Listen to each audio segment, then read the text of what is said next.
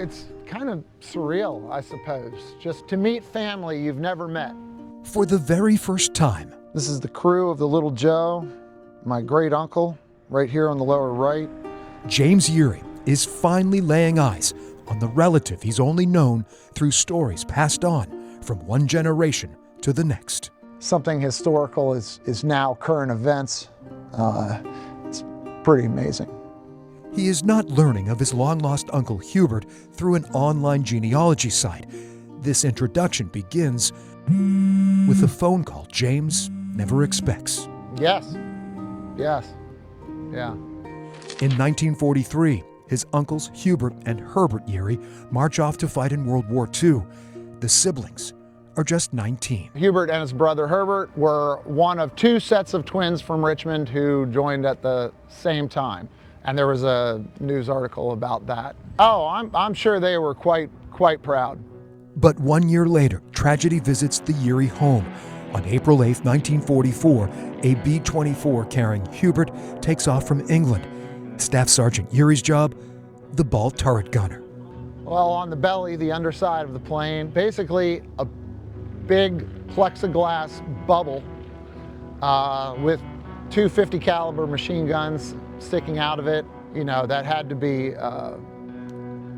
incredibly frightening place to be.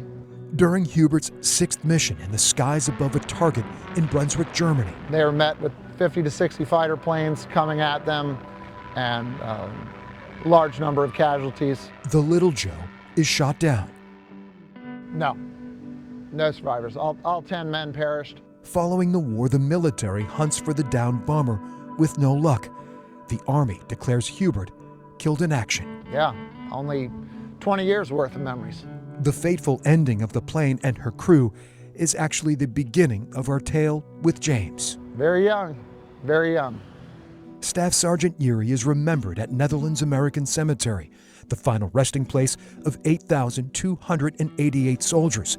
Hubert's name engraved on the walls of the missing, along with 1,721 others. It has to be a huge void to not be able to bury your son and to just know they're somewhere out in the world missing.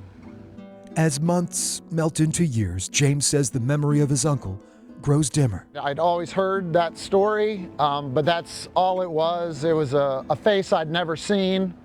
It was someone I didn't know, someone my father didn't know. The young Virginian's death, a taboo subject for James's grandfather, Hubert's older brother. You know, that generation didn't talk too much about their experiences in the war in a lot of cases, and my grandfather was no different. But in 2021, a glimmer of hope, investigators with the Defense POW MIA accounting agency begin excavating a small corner of Salzwedel, Germany. It's just amazing what was out in a farmer's field.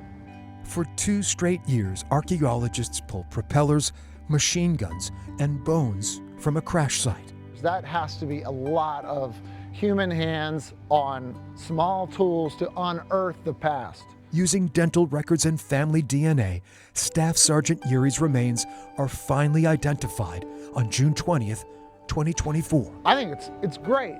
I mean, it's a long time to be away from home. To be found really means a lot.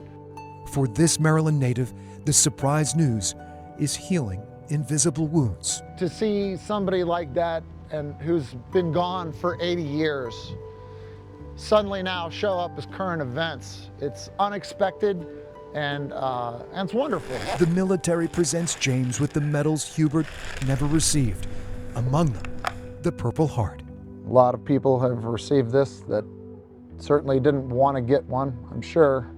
This spring, Hubert will be laid to rest with full military honors at Arlington National Cemetery. But to actively be out searching for those people 80 years later, that's a real credit to the United States military and their dedication to no man left behind.